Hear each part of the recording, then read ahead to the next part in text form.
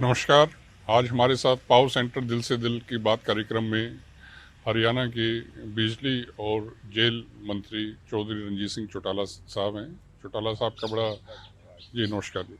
चौटाला साहब का बड़ा लंबा सियासी करियर रहा है। आप 1987 में पहली दफ़ा विधायक चुने गए थे और चौधरी देवीलाल जी की सरकार में तब कई विभागों के महत्वपूर्ण विभागों के मंत्री थे। एक्साइज एंड टैक्सेशन आपके पास था, कृषि मंत्री थे, लॉ एंड जस्टिस आपके पास था। फिर बाद में आप राज्यसभा भी गए और उसके बाद कई आपने चुनाव लड़े, लेकिन किन्हीं कारणों से बहुत नज़दीकी अंतरों से चुनाव हारते रहे और फिर उसके बाद 2019 के विधानसभा चुनाव में आप निर्दलीय रानिया से विधायक बने, मनोहर लाल सरकार में कैबिनेट मंत्री। फिर साहब बहुत बहुत स्वागत है। बहुत धन्यवाद जी, थैंक यू। फिर साहब जब आप ये 2019 का जो विधानसभा का चुनाव लड़ रहे थे तो क्या मतलब आप तो कांग्रेस की टिकट चाह रहे थे?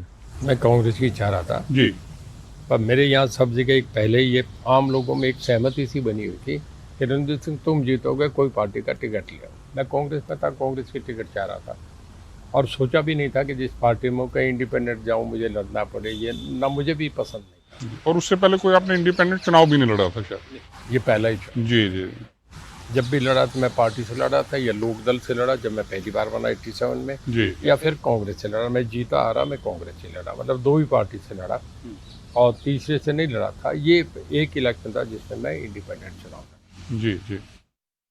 तो ये बताइए कि जब आप कांग्रेस की टिकट चाह रहे थे, कांग्रेस की टिकट आपको मिली नहीं, इंडिपेंडेंट आपको उतरना पड़ा, तो एक तरह से आपके लिए तो अच्छा हो गया ये सब?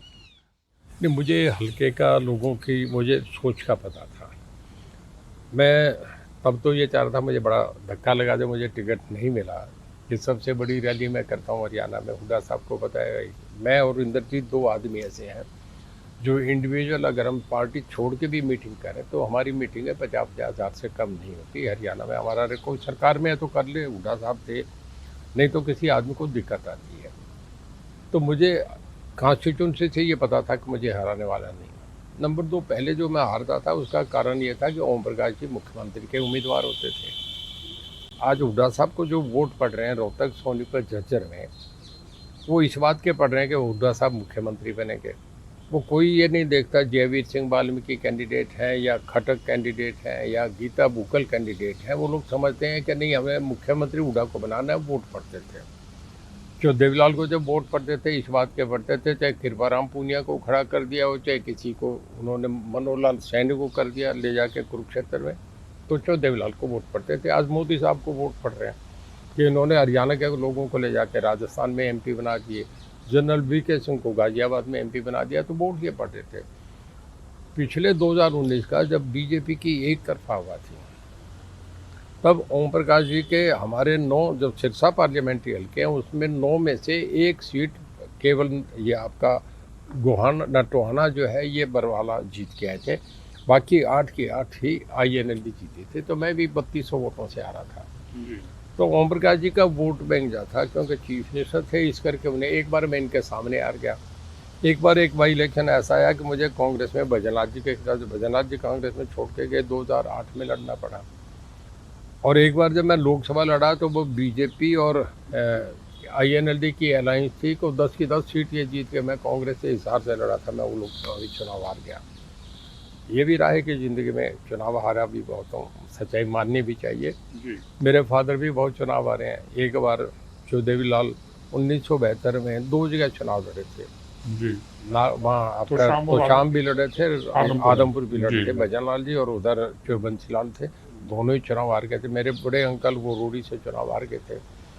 तो हमारी फैमिली में हार जीत हमें अच्छे माइलेज भी बहुत मिलते हैं, कई बार तकलीफ के भी आते हैं। अच्छे ये मिलते हैं कि मेरे फादर रोहतक से एमपी बन गए, सोनीपत से एमपी बन गए, सीकर से जाके बलराम जाखड़ को हरा के भी एमपी बन गए। हमारे लिए बाउंड्री लाइन नहीं है। और ऐसे ही फिर उसके बाद अजय भी जाके भिवानी से एमपी बन गया, वहाँ से जाके राजस्थान से एमएलए बन गया, 2 बार नौर से बन गया, एक बार दाता रामगढ़ से बन गया। तो चौदेवलाल के नाम से आज भी हमें मिल रहा है। इस करके देखिए, पहली हरियाणा विधानसभा है जिसमें आज भी हम एक परिवार के 5 मेंबर उस सदन में हैं। मैं बड़ा ओपनली इसे एक्सेप्ट करूंगा। हालात से मुझे क्या लोक दल से बाहर रहना पड़ा, बच्चों देवलाल के लिए बहुत लोगों में श्रद्धा है, बहुत बड़ा वोट बैंक है। आज भी उनके नाम का जहाँ भी खड़े हो जाए हमें 25,000 वोट तो चो देवलाल के नाम का उनके चेहरे के मिलते हैं। जैसे आपकी शिक्षा दीक्षा चंडीगढ़ में भी हुई, तो जब आप छात्र जीवन में थे, कॉलेज में पढ़ते थे, तो आप क्या सोचते थे? राजनीति में आने का आपका इरादा था या कुछ और करना चाहते थे? मेरा राजनीति में कभी आने का नहीं था। ये ज़रूर था कि मैं जो देवलाल का बेटा हूँ, वो जब से हमने समझ पकड़ी मैंने उन्हें राजनीति में, वो 52 से एमएलए थे 1952 से। जी। मेरा जन्म 45 का है, तो मैं 7 साल की उम्र में जब हमें इतनी राजनीति, अब तो बच्चे समझते हैं, तब हमें भी इतना राजनीति का पता नहीं था। 1959 में जो देवलाल 16 सेक्टर में रहते, हम आ जाते थे चंडीगढ़ घूमने, और चंडीगढ़ आते तो हमें चंडीगढ़ से नहीं था। जब गाड़ी में चलते थे तो ये देखते थे इन पहाड़ कब देखेंगे, पहाड़ के पास जाए, वो फिर गाड़ियाँ घूम जाती थी पहाड़ में। एक दिन फिर हमने कह के हिम्मत करके कहा ये पहाड़ देखना जा रहा है, पहाड़ देखे हुए नहीं थे। तो मेरा 59 से चंडीगढ़ में आना जाना था। 63 से 67 में गवर्नमेंट कॉलेज चंडीगढ़ से ग्रेजुएशन करी। जी। तो चंडीगढ़ से मेरा बहुत पुराना है। मैं सदा से लिटरेरी आदमी था। जब स्टूडेंट था तो मुझे लाइब्रेरी में रोज़ पेपर सारे पढ़ने का शौक़ था। सब पेपर, मैं रोज़ 6-7 पेपर पढ़ता था। रात को भी समय मिलते हैं तो मुझे जब भी कोई बुक्स मिलती है तो मैं उन्हें पढ़ने की कोशिश करता हूँ। और बाकी जब मैं था तो कबड्डी का प्लेयर था। कॉलेज में मैं टीम का कैप्टन था। मैं रेडर था, कबड्डी डालने में करता था। बाकी वॉलीबॉल का प्लेयर था। ये शौक़ रहे हैं। ड्राइविंग का तो हर बच्चे को होता है, साइकिल चलाने में, फिर गाड़ी चलाने में। तो ये शौक़ रहे, ज़्यादा पढ़ने लिखने का शौक़ रहा। फिर सर आप चौधरी देवीलाल जी के बारे में बताएं कुछ। उनका इतना बड़ा व्यक्तित्व था, वो मास लीडर, हरियाणा के सबसे बड़ा, अगर कोई मास लीडर रहे हैं चौधरी देवीलाल जी रहे हैं। वो देश के प्रधानमंत्री भी रहे और आपके पिताजी भी रहे। तो आपकी एसोसिएशन अपने पिताजी के साथ कैसी थी? देखिए, मुझे बहुत प्यार करते थे, बहुत बढ़ाना चाहते थे। वो घर में कुछ ऐसे हालात थे कि फैमिली के फैसले थे। ओम प्रकाश जी मेरे से बड़े थे और पब्लिक की इच्छा भी थी। आपको भी शायद ध्यान हो, कहीं जो आज से 60 से ऊपर एमएलएज मेरे साथ ज़्यादा थे। ओम प्रकाश जी का थोड़ा सा स्वभाव से ये करके थोड़े से लोग रिजर्व थे इनके लिए। इन पे 12-14 एमएलए थे, मेरे साथ 50 एमएलए थे। पर फैमिली का फैसला तो मुझे मानना पड़ा कि बड़े हैं, आपसे 11 साल बड़े हैं, उन्हें बना दिया। मैंने इसे माना क्योंकि चौधरी देवीलाल के फैसलों को कोई भी नहीं टाल सकता था और कोई रिजर्वेशन नहीं थी। मैंने उनको भी माना और बन गया। उसके बाद मुझे, क्योंकि वो मुख्यमंत्री थे, लोगों ने मुख्यमंत्री के वोट पड़ते थे, जैसे हुड्डा साहब को पड़ते हैं, तो मुझे बार बार लड़ना पड़ा कई बार चुनाव में। मैं भी, मेरे फादर भी बड़े लंबे, उनका एक जीवन में था कि चौधरी देवीलाल की अगर एक लाइन की परिभाषा देखें तो यह है कि बहुत संघर्षशील फाइटर आदमी है। कभी ज़िंदगी में डरे नहीं, कभी कंप्रोमाइज़ नहीं करा। मैं भी लड़ता रहा और मुझे 20 साल के बाद एक मौका मिला, मैं दोबारा बन के आया। मैं 87 में भी मेरी परफॉर्मेंस ऐसी थी जो आज कर रहा हूँ, और अब भी सरकार में बन के बाद मैंने बहुत अपना डिपार्टमेंट को बहुत सुधारा है। लोग मानते हैं कि रंजीत सिंह ठीक कर रहा है, एक्सपीरियंस का भी लाभ मिल रहा है। चीफ मिनिस्टर साहब का भी मैं कॉन्फिडेंस कैरी करता हूँ, तो कई चीज़ों में मुझे इसका लाभ भी मिल रहा है। तो सर ये बताइए, चौधरी देवीलाल जी जो है पिता के तौर पे उनका कभी कभी पिटाई कर देते थे आपकी? मैं ध्यान है? नहीं, उन्होंने कभी, मैंने अब मेरी पिटाई नहीं, कभी हमारे घर में किसी बच्चे को मारा ही नहीं, कभी भी नहीं। अच्छा। ओम प्रकाश जी ने कई बार पिटाई कर दी। मेरे में पढ़ता नहीं था, शरारत करते थे, बच्चे थे तो बड़े भाई थे, हमें देखते थे, वो रोज़ चेक करते थे, फाइल किताबें चेक करते थे, कॉपी चेक करते थे, तो होता था।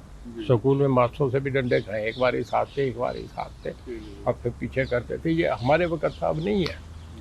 तो जब पढ़ते थे ये वक़्त भी हुआ है। और ये भी करते थे। मैंने जो चौधरी साहब को नज़दीक से देखा है, उन्होंने कभी ज़िंदगी में कंप्रोमाइज़ नहीं करा, हथियार नहीं डाले। एक बार का मैं विषय बताता हूँ।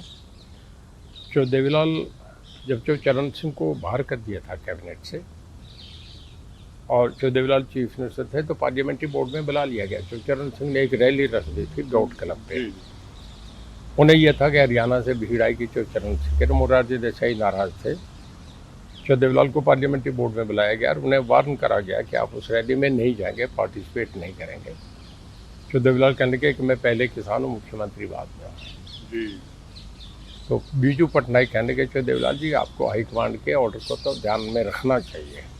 कहता मैं हाईकमांड कोई नहीं है, मुझे चरण सिंह ने चीफ मिनिस्टर बनाया, मुझे लोगों ने चीफ मिनिस्टर बनाया। पर एक सुन लें, अगर मेरे लिए कुछ तुम सोचते हो तो अगर मेरी झोंपड़ी को आग लगाई तो मैं महल को मैं भी आग लगा दूँगा। और फिर देवीलाल बाहर आ गए, उन्होंने वो रैली करी, हिस्टोरिकल मीटिंग थी, उस जैसी आज तक कभी भी दिल्ली में बोट क्लब की वो रिकॉर्ड है। जी बहुत बड़ी रैली थी, हरियाणा की ज़्यादा भीड़ थी, जो चरण सिंह की भी आई थी।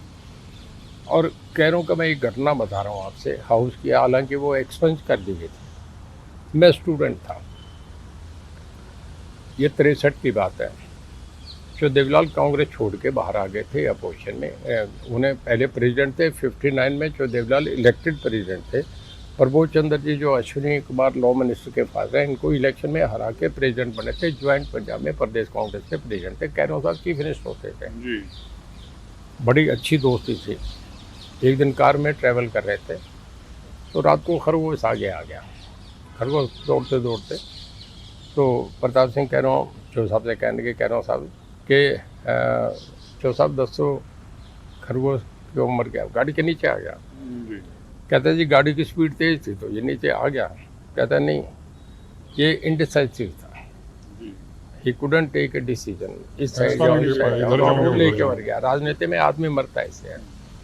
मैंने चो देवीलाल को देखा है, जब कैरों साहब से रिश्ते अलग हो गए, अलग आ गए, तो उन्होंने दोस्ताना भी थे और पॉलिटिकली अपने विरोध भी करते थे। इंडिपेंडेंट लड़े 26 एमएलए, उन दोनों में मास्टर तारा सिंह बहुत बड़े आदमी थे। अकारी मेन कांग्रेस के खिलाफ अपोजिशन ही सरदार तारा सिंह होते थे। ज्वाइंट पंजाब में, पंजाब हरियाणा हिमाचल एकता में 62 की बात कर रहा हूँ। जी ये जो स्टेट का बाइफर्केशन में तो 66 में हुआ, जी तो 62 में जो देवीलाल 26 एमएलए जीत के आए। He was recognise leader of the opposition in joint Punjab. Congress छोड़ते हैं, टिकट मिल गई उन्हें सिरसा की, वो फतेहाबाद मांग रहे थे, कांग्रेस का टिकट फेंक के इंडिपेंडेंट पार्टी बना के चुनाव लड़े। 26 एमएलए उनके बन गए, अकाली दल के 18 थे, और उस हाउस के बादल साहब मेंबर ही नहीं थे। उस हाउस में गुरनाम सिंह जो थे, हाई कोर्ट के रिटायर्ड जज थे, वो लीडर ऑफ द पार्टी थे, और लक्ष्मण सिंह गिल डिप्टी लीडर थे। एक इंसिडेंट ऐसा था कि हाउस में जो देवीलाल की मैडम स्पीच थी, बोल रहे थे, वो कहते उन्होंने कि पंजाब हरियाणा के साथ बड़ा जाति कर रहा है, उनके इतने आईएएस है, हरियाणा के इतने हैं, हमारा इतना रेवेन्यू देते हैं, हरियाणा में इतना खर्च होता है, पंजाब में इतना होता है। और अब ये हालत है कि कह रहा हूँ साहब, आपके बेटे सुरेंद्र गोविंदर हमारे नीलम सिनेमा बनाए, फरीदाबाद में बना लिया, इलाइट शर्मा हिसार में बनाए, कोल्ड स्टोरेज करनाल में, यमुनानगर में, ये और गुंडागर्दी कर रखी है, पूरा हरियाणा को लूट के ले जा रहे हैं। और सरदारनी राम कौर भी पैसे भर के, टैक्सियाँ भर के लेके जाती है, वो विजिट करती है हरियाणा में, अम्बाला, तब फरीदाबाद बड़ा इंडस्ट्रियल है, गुड़गांव नहीं था। जी कैरों साहब इस बात पे नाराज़ हो गए, गुस्से में हुए। एक प्रोटोकॉल है कि जब लीडर ऑफ दी हाउस खड़ा हो जाएगा तो लीडर ऑफ दी अपोजिशन बैठ जाता है, उसे रास्ता देता है। और जब मिनिस्टर बोलते हैं लीडर ऑफ दी अपोजिशन खड़ा होगा तो मिनिस्टर को रिस्पेक्ट के नाते बैठना पड़ता है। जब स्पीकर खड़े हो जाएं तो सबको बैठना पड़ता है। जो देवीलाल वो कैरों खड़े होके कहने के, जो देवीलाल बैठ के कहता है, देवीलाल मुंह संभाल के गल कर, मैं माजेदा जाट हूँ था। जी उन दिनों में कामरेड राम प्यारा एक एमएलए होते थे कांग्रेस को, उसे पीट दिया था। पीजीआई में बहुत दिन हो रहे थे। निशांत सिंह कोई होते थे करनाल में, उनके पूरे हाथ पैर तोड़ दिए गए थे। जी जब वो ये कह के बैठ के, तो शन्नो देवी डिप्टी स्पीकर थी, वो कहने के, चो Devilal now you continue your speech. चो देवीलाल उर्दू ज़्यादा बोलते थे। जी ऑनरेबल स्पीकर को, माननीय अध्यक्ष महोदय को, मोहतरम अध्यक्ष महोदय, मोहतरमा मैडम मोहतरमा थी, कि मैं अब तक कहना साहब को बड़े अदब से ऑनरेबल चीफ मिनिस्टर कह के बोल रहा था।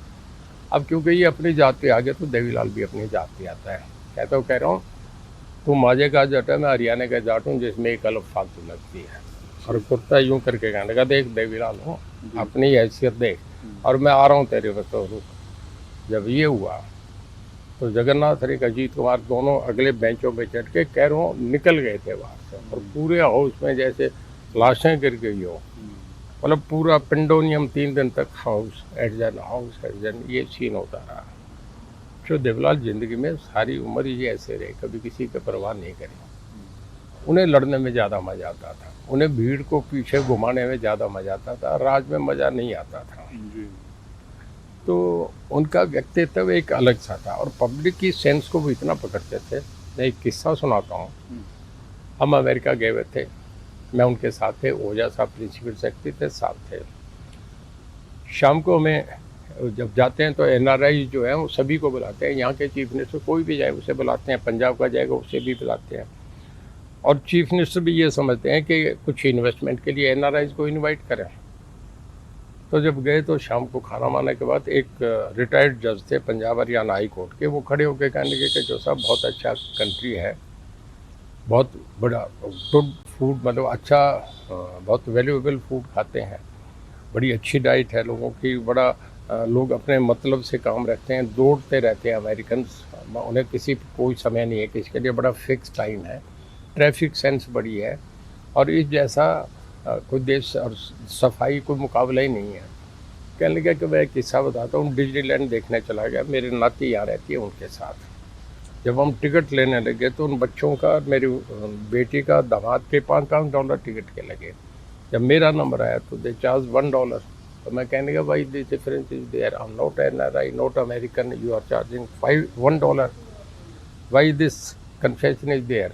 वो कहने लगे कि you are the senior citizen of the state, आप 75 से ऊपर हो गए, अब पता नहीं कब चले जाएं। तो हमने अमेरिका में फैसला करा कि जब बुढ़ापे में हो तो उसे सब जितनी ऐश करे उसे करने दो। जब हम वापस चले तो ओझा साहब को उन्होंने अपनी सीट पे बुला लिया, मुझे कहने के आप पीछे चलो, ओझा को भेजो। कहने के ओझा साहब अगर हम डिज्नीलैंड तो नहीं बना सकते, अगर हम पेंशन ₹100 महीना के दें तो एक शेकर पे कितना बोझ पड़ेगा। तब मेरा अंदाजा अगर गलत नहीं तो 17 लाख रुपए था जी। आते ही पहली कैबिनेट में पेंशन, आज पूरे देश में मॉडल बन गया जी। उन्हें ये जो जनता दरबार है DCSP का, जो लोगों में डर निकल गया, ये जो देवलाल ने शुरू करा, ये जो है ना राइट टू रिकॉल, ये जो देवलाल को आपको याद होगा, ये 77 में उन्होंने दी। पब्लिक की नब्ज को बहुत पहचानते थे, कब लड़ाई करनी है, कब संघर्ष करनी है, आंदोलन में कभी वो डरे नहीं, पीछे नहीं हटे। एक बार जो बंसीलाल के वक्त कृपलानी, आचार्य कृपलानी, डॉक्टर राम मनोहर लोहिया, बादल साहब और वाजपेयी जी, इन सबके करनाल का एजुटेशन हुआ था, गेहूं का एजुटेशन, जो बंसीलाल मुख्यमंत्री होते थे, 68-69 की बातें हैं, करनाल में गिरफ्तारियाँ थी। तो देवलाल का पूरा जीवन संघर्ष का रहा है जी। तो साहब आपके चौधरी देवलाल के परिवार से हैं, और पिछले दिनों ये भी हुआ कि चौधरी देवलाल परिवार में भी अलग अलग हुआ, पार्टी इनेलो जो है वो बिखर गई। तो आप परिवार का हिस्सा रहे, क्या आपने सोचा था कभी इस परिवार में इस तरह से विभाजन हो जाएगा, अलग अलग हो जाएंगे, अजय जी अलग हो जाएंगे, अभय चौटाला जी अलग हो जाएंगे, एक नई पार्टी जजपा बनेगी, कभी लगता? देखिए कई बार देख के मान लेते हैं जी कि ठाकरे परिवार में अलग अलग हो गए, सिंधिया परिवार में एक बेटा था माधवराव सिंधिया जी, मेरे बड़े अच्छे दोस्त थे, वो अलग हो गए। आपके बादल साहब की फैमिली में सब अलग हो गए। ये सभी परिवारों में ऐसा रहा है। मुलायम सिंह में और शिवपाल यादव में आपस में डिफरेंस, लालू जी और उनके वो एक ही भाई हैं, उनके साधु यादव में डिफरेंसेस आ गए। तो राजनीति में पहले राजाओं के वक्त भी ऐसा होता रहा। मूल वजह पावर तो होता है। देखिए जब आदमी देखता है सब कुछ, जब आपने, क्योंकि परिवार में चीफ मिनिस्टर रहे, जो देवलाल 2 बार बने, 2 बार डिप्टी प्राइम मिनिस्टर बने, ओम प्रकाश जी 5 बार चीफ मिनिस्टर बने, और आज भी हम मेरे ख्याल में विधानसभा में घर के 5 मेंबर वहाँ से एक ही गांव से बैठे हैं। तो आपने कभी सुलह कराने की कोशिश करी, कोई ऐसी चीज़? नहीं, बाबूजी ने कई बार सुलह करी। उन्होंने मेरे को, ओम प्रकाश जी को कई बार बिठाया, कभी बादल साहब को बीच में बैठाया, कभी एक कुलदीप नैयर JD सेठी होते थे, दिल्ली के बहुत सीनियर जर्नलिस्ट थे, एक बार हरकिशन सिंह सुरजीत के जुम्मे लगाए, कभी ओम प्रकाश जी से पूछ रहे। पर मैं तो कंप्रोमाइजिंग मूड में था, पर ओम प्रकाश जी नहीं होते थे, तो वो बातें कभी सिरे नहीं चढ़ी। फिर साहब आपके मंत्रालयों की भी बात करते हैं, एक तो आपके पास बिजली मंत्री है के तौर पे आपका दायित्व है। तो पहली बात ये बताएं कि 1998 में ये जो बिजली महकमा है इसकी अनबंडलिंग हुई, वितरण के लिए अलग कंपनियां बनी, जनरेशन के लिए अलग बनी, सारा सब कुछ हुआ। तो जिस सोच के साथ ये निगम बनाए गए थे, क्या वो पूरा हुआ? देखिए मैं आपसे बताऊँ, मेरा अपना ख्याल है कि ज़्यादा सक्सेसफुल है। एक जो इलेक्ट्रिसिटी बोर्ड था तो उसमें कोई ज़्यादा, एक आदमी को बहुत बड़ा मंत्रालय है। मैं समझता हूँ फाइनेंस के बाद सबसे बड़ा मंत्रालय है, और इसमें HPPN अलग है, HVCL अलग है, DH और UH अलग है। अब आप प्रोडक्शन भी कर रहे हैं, आप थर्मल्स भी बैठा रहे हैं, आप उसके बाद नए सब स्टेशन भी बना रहे हैं, उसके बाद आप डिस्ट्रीब्यूशन का भी काम है। और ये मंत्रालय ऐसा है कि मैं इसे कहूँ 100 के 100% आदमियों से जुड़ा हुआ है। हर आदमी को, झुग्गी वाला है, रिक्शा वाला है, बड़ा आदमी है, हवाई जहाज में, हर एक आदमी को बिजली चाहिए।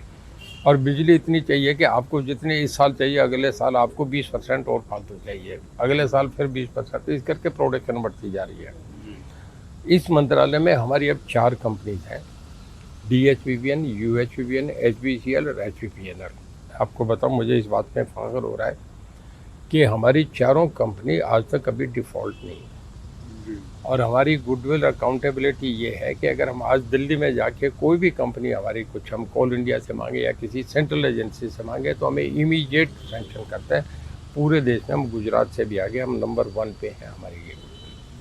तो ये अलग अलग होने से इसका फ़ायदा हुआ। हमारा लाइन लॉस जो था वो 2014 में 31% था, जिसमें हमारे माननीय CM साहब ने बहुत, इससे पहले महकमा उनके पास, अब 4 साल से मेरे पास है, उन्होंने बहुत बड़ा इसमें पहले प्लेटफॉर्म तैयार करा, मीटर्स बाहर लगवाई। और मैंने आने के बाद इमीडिएटली साइमल्टेनियसली रेड करे, हरियाणा में 8 बार करे। अब तक मेरे ख्याल में 40,000 चोरी के केस पकड़े मैंने पिछले 4 साल में। अब हमारा लाइन लॉस 31% से घट के अभी हमारा 9.25 है। हम गुजरात के बाद नंबर 2 पे आते हैं। और जब 1% लाइन लॉस कम होता है तो हमारा 325 करोड़ रुपया रेवेन्यू बढ़ जाता है। हमारा डिपार्टमेंट लॉस में था, आज वो प्रॉफिट में आ रहा है। तो जो आप जो सवाल कर रहे थे कि इसको अलग अलग कंपनीज बनाने का ये जो फैसला लिया गया है, इसका मैं समझता हूँ बहुत फ़ायदा। जी, फिर साहब हम इंटरव्यू के आखिरी चरण में हैं, तो बहुत संक्षिप्त में आपसे 2-3 सवाल हैं। एक तो म्हारा गाँव जगमग गाँव जो योजना है, उसके तहत करीब 5,000 से ज़्यादा गाँवों को 24 घंटे बिजली दी जा रही है। तो जो बाकी जो गाँव बचे हुए हैं, उनको कब तक आपको लगता है कि वो बिजली? देखिए, टोटल जो रेवेन्यू रिकॉर्ड पे हैं 6307 गाँव है, 6,307 गाँव है। आज के दिन हम 5700 से ज़्यादा आदमी गाँव में हम बिजली दे रहे हैं। 600 गाँव हैं, उसमें हम किसान पंचायत भी करते हैं, जाके लोगों को समझाते हैं। पढ़े लिखे बच्चे भी अब समझने लगे कि पावर रहनी चाहिए, और अब तेज़ी से लोग इसमें जुड़ते जा रहे हैं। उसके लिए ये जो रेड करे हमने, इसका भी एक कारण रहा। दूसरा, जिन गांव में अब जैसे फ्लड आ गया, पानी आ गया, जहां बिल ठीक भरे जा रहे हैं वहां तो हमने 24 घंटे दे दिया कि इनके खेतों से पानी आ गया। जो बिल ही नहीं भरते उन्हें थोड़ा सा हो गया, तो हर आदमी समझने लग गया कि इसका फॉल आउट क्या है। तो बड़े कैलकुलेटेड है, पढ़े लिखे बच्चे हो गए, वो समझते हैं कि भाई क्यों चोरी करो, वो गलत हो रहे कर रहे हैं। हम थर्मल में जब कॉस्ट ऑफ प्रोडक्शन हमारी कोई 5-5.25 रुपये आती है, हम फार्मर्स को देते हैं 10 पैसे पर यूनिट, ट्यूबवेल के लिए देते हैं। हमारी इनकम तो इंडस्ट्री से आ रही है, 10 पैसे देते हैं तो हमें टोटल जो ट्यूबवेल पे खर्च करना पड़ता है 5819 करोड़ रुपया खर्च करने पर हमें 109 करोड़ रुपए आता है, बाकी सारा ही सब्सिडी में जाता है। तो पढ़े लिखे लड़के ये समझते हैं, आजकल BSc MSc एग्रीकल्चर गाँव में बच्चे हैं, कि सरकार कितने दिन फ्री देगी। तो ये करके फिर लोग जुड़ने लग गए और इसका अच्छा मैसेज गया है। और मैं समझता हूँ कि हम हरियाणा में केवल हमारे ही ऐसी स्टेट है जो सबसे ज़्यादा इलेक्ट्रीफाइड में। एक चीज़ सर, ये जो विपक्ष वाले बहुत से दफ़ा अपने भाषणों में कहते हैं, विपक्षी नेता है, कि हम आएंगे, सत्ता में आएंगे तो मुफ्त में देंगे बिजली, तो इस पे आपकी क्या? देखिए, मैं आपसे बताऊं, लोगों को जैसी आदतें डालो वो ऐसी हो जाती है। आप लोगों को कहो कम ये सब माफ़ कर दें तो लोग चाहेंगे कि माफ़ कर दो। पब्लिक है, पब्लिक में जब ये करते हैं, लोग तालियां बजाते हैं, करते हैं, दे देते हैं। पर मैं आपसे एक सवाल पूछता हूँ कि अगर आप कोई ऐसी दुकान चला लें जिसमें उधार देंगे तो कितने दिन दे देंगे? 10 दिन बाद, 20 दिन बाद बंद हो जाएगी। फाइनेंशियली इम्प्लीकेशन ये नहीं है कि आप ये दे दें। और कभी मैं समझता हूँ कि कोर्ट भी ये चेक करेगा, जब अगर आप पैसा तो सेंटर से ले रहे हैं, हर स्टेट डेबिट में, हर स्टेट ने सेंट्रल गवर्नमेंट का, नाबार्ड का, वर्ल्ड बैंक का पैसा ले रखा है, ये मैं गलत नहीं कह रहा। जब ये हो गया तो सिस्टम को कोलैप्स करना ठीक नहीं होता, आपको उसे कैरी ऑन करना चाहिए। जी, तो सर आप जो है एक नेता हैं, राजनीति में सक्रिय हैं इतने लंबे समय से, तो प्रदेश का आज के दिन सियासी तापमान क्या है? कितनी आप उम्मीद रखते हैं कि फिर से जो है सरकार रिपीट करने की संभावना है, हरियाणा सरकार की अगर बात? देखिए, बहुत कुछ डिपेंड करता है लोकसभा के रिजल्ट्स क्या आते हैं। जी। किसी को ये अंदाज़ा नहीं था कि ये तो था कि मोदी साहब बढ़ रहे हैं और पिछले 6 महीने में बड़ी तेज़ी से हवा चली उनकी, जब 2014 के इलेक्शन आए। और इतना अंदाज़ा नहीं था कि सिंगल पार्टी मेजोरिटी लेके आ जाएगी। ये रिकॉर्ड टूटा है। 1984 में राजीव गांधी को 401 सीट आई थी। 84 के बाद 2014, मतलब 30 साल के बाद सिंगल पार्टी को, बीच में तो एनडीए यूपीए की सरकारें आई। तो ये एक बहुत बड़ा मैंडेट उन्हें मिला था।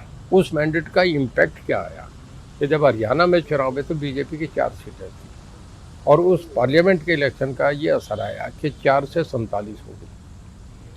मेरा ये मानना है कि दिल्ली में जब होंगे तो उसका एक हरियाणा पे भी बहुत बड़ा असर आएगा। तो अभी तो पहले पार्लियामेंट के इलेक्शन है, फिर विधानसभा के आते हैं। ये एक में आप इनेलो, कांग्रेस और जसपा का क्या सियासी भविष्य देखते हैं? देखिए, रीजनल पार्टी ऐसा ऐसा ख़त्म होती जा रही है। जहाँ भी बीजेपी से जिसने अलायंस करा वो पार्टी उसके बाद 5 साल के बाद ख़त्म हो गया। मैं आपको नीतीश कुमार का बता रहा हूँ। नीतीश कुमार पिछला चुनाव लड़े तो लालू जी से अलायंस करी। ये था कि नीतीश को उन्होंने चीफ मिनिस्टर मान के करा कि किसी की भी सीट जीते, बराबर बराबर की सीटें बांटी, पर फैसला ये कि नीतीश कुमार हमारे चीफ मिनिस्टर, नीतीश कुमार का भाव बढ़ा था। लालू जी के ज़्यादा सीट आई, फिर भी नीतीश को चीफ मिनिस्टर बना दिया। उसी विधानसभा में लालू जी को छोड़कर नीतीश कुमार ने दिल्ली में फैसला कर दिया, बीजेपी का समर्थन दे दिया, लालू जी को छोड़ दिया। उसी नीतीश कुमार ने बीजेपी को छोड़ के फिर लालू जी के साथ हाथ मिला दिया, रातों रात इधर का समर्थन दे दिया। जब ऐसे फैसले लेते हैं ना, तो उससे फिर पार्टी जीरो होती जाती है। इससे अकाउंटेबिलिटी पे धक्का लगता है। पंजाब में अकाली दल आहिस्ता आहिस्ता ख़त्म हो गया, वहाँ शिवसेना ख़त्म। यहाँ लोक दल बहुत बड़ी पार्टी थी। जो देवीलाल का मैं समय है बताऊँ, 2 मिनट लगेंगे। 1987 का चुनाव जीतने के बाद एक बहुत बड़ा मैसिव मैंडेट मिला था। जो देवीलाल ने विजय रैली दिल्ली में कर दी थी। भीड़ थी 7-8 लाख की। बोट क्लब में बहुत बड़ी रैली थी। उसमें बादल साहब जो देवीलाल की दोस्ती थी। तो जब किसान का चेहरा आता है तो पंजाब हरियाणा को लेते हैं, कभी बिहार और उड़ीसा गुजरात को। किसान का चेहरा नहीं लोग समझते हैं, पंजाब हरियाणा का किसान जो कहते हैं वो किसान की बात होती है। आंदोलन भी पंजाब हरियाणा का ही था। तो जब ये दोनों वहाँ इकट्ठे होते हैं तो फिर नेक्स्ट को भीड़ बहुत बड़ी थी। उसमें वाजपेयी जी भी थे, उसमें चंद्रशेखर भी थे, उसमें वीपी सिंह भी थे, उसमें एनटी रामाराव भी थे, हेगड़े भी थे। जब इतनी बड़ी भीड़ हुई, उसी दिन रात को फ़ोन आ गया। वो एक नॉर्दर्न इंडिया का मैसेज है कि नॉर्दर्न इंडिया का मूड क्या। और जो देवीलाल जीते थे, बड़ा मैसिव मैंडेट था, 90 में से 85 सीट जीते थे। अगले 2 दिन में करुणानिधि का फ़ोन आ गया। अगले 2 दिन में आंध्रा के रेड्डीज़ के फ़ोन आने लगे, गुजरात के पटेल के फ़ोन आने लगे, और उसके बाद आपका महाराष्ट्र से पाटिल्स के फ़ोन आने लगे। और सब कहने के जो देवीलाल हम कांग्रेस के विरोधी हैं, हमें भी इस मंच में रखो।